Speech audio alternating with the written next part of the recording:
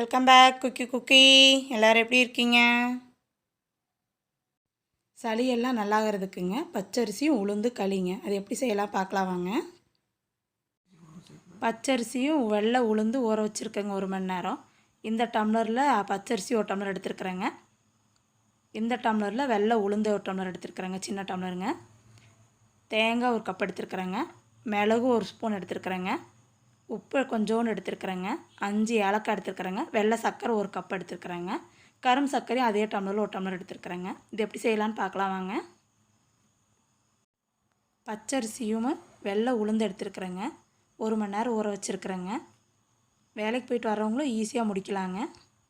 இப்போ ஜாரில் அரிசியும் உளுந்தையும் ஒன்றா போட்டுடலாங்க. கொஞ்சம் தண்ணியோடு போடுங்க. இப்போ நம்ம ஜாரில் பச்சரிசியும் உளுந்தையும் அரைச்சிட்டு வந்துடலாங்க. அப்புறம் ஒவ்வொன்றா நம்ம சேர்த்துக்கலாங்க. இப்போ நம்ம கொஞ்சம் தேங்காயை சேர்த்திடலாங்க. தேங்காய் வந்து தண்ணி கம்மியாக இருக்கிற தேங்காவை எடுத்துக்காங்க, அப்போ தான் ரொம்ப நல்லாயிருக்கும். இப்போ தேங்காய் சேர்த்து கொஞ்சம் சுற்றிக்கலாங்க.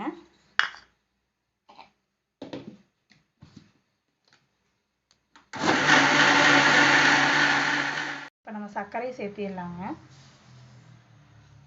கரும் சர்க்கரையும் சேர்த்திடலாங்க. ரெண்டையும் ஒன்றா போட்டு அரைச்சிடலாங்க. தண்ணி எல்லாம் ஊற்ற வேண்டாங்க. நம்ம ஊற வச்சுருக்கிறதுலே கொஞ்சம் தண்ணி இருக்குங்க அரிசியில், அதே போதுங்க.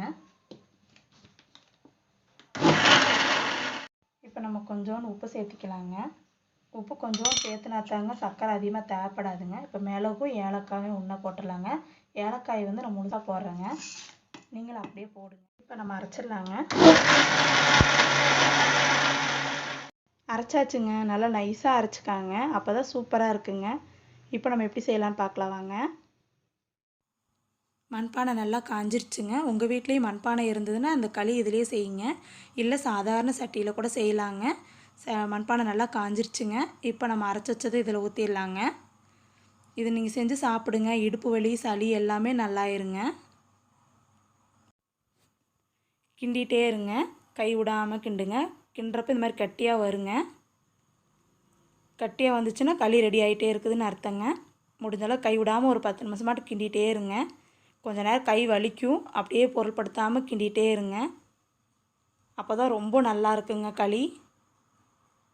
களி ரெடி ஆகிற கட்டி செஞ்சுட்டே இருக்குங்க. அப்புறமா நம்ம இறக்கிடலாங்க. பச்சரிசி உளுந்து களிங்க ரெடி ஆயிடுச்சு. உங்கள் வீட்லேயும் செஞ்சு சாப்பிடுங்க.